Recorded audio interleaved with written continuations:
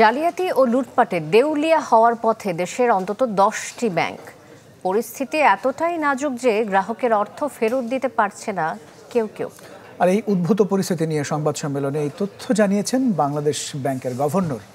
তিনি বলেছেন, গ্রাহকের আস্থা ফেরাতে বাড়ানো হয়েছে ডিপোজিট ইন্স্যুরেন্স স্কিম। শৃঙ্খলা ফেরাতে 10 দিনের মধ্যেই কাজ শুরু করবে টাস্ক ফোর্স।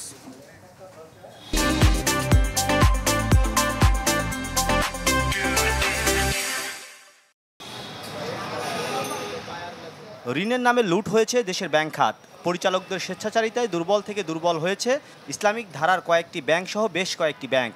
সবচেয়ে নাজুক অবস্থা হয়েছে এতদিন এস আলমের নিয়ন্ত্রণে থাকা 7 ব্যাংকের। এতে আমানতকারীদের অর্থ ফেরত দিতে হিমশিম খাচ্ছে বেশ কয়েকটি প্রতিষ্ঠান। আস্থাও ঠেকেছে তলানিতে।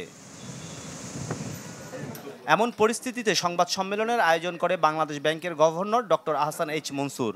বলেন, দেশের অন্তত 10টি ব্যাংক দেউলিয়া পর্যায়ে চলে গেছে। তবে এমন পরিস্থিতিতে গ্রাহকদের আস্থা ফেরাতে ডিপোজিট ইন্স্যুরেন্স স্কিম 1 লাখ টাকার পরিবর্তে 2 লাখ টাকা করার সিদ্ধান্ত নিয়েছে কেন্দ্রীয় ব্যাংক। অনেক ব্যাংক দেউলিয়া হয়ে আছে, কিন্তু আমরা কাস্টমারের স্বার্থ রক্ষা করব। এই ব্যাংকগুলোকে আমরা ঘুরিয়ে দাঁড়াতে সাহায্য করব এবং ইনশাল্লাহ ওগুলো ঘুরে দাঁড়াবে। 10টা ব্যাংকের মতো 9টা ব্যাংকের সেটা ইস্যু না। সেটা কথাটা হলো যে we are in an intensive programme with them.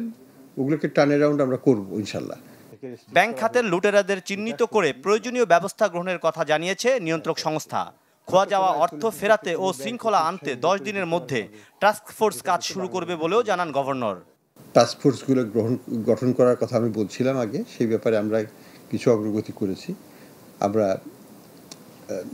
আমাদের এক্সটার্নাল ফান্ডিং ও মোবিলাইজেশনের পথে আছে। সেখানে আমরা আশা করব খুব শীঘ্র, হয়তো দিন দশকের মধ্যেই আমরা আমাদের টাস্কফোর্সের কাজ শুরু করে দিতে পারবো।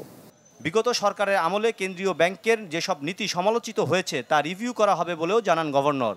এদিকে দীর্ঘদিন শূন্য থাকার পর জাকির হোসেন চৌধুরী ও ডক্টর কবির আহমেদকে কেন্দ্রীয় ব্যাংকের ডেপুটি গভর্নর হিসেবে নিয়োগ দিয়েছে সরকার।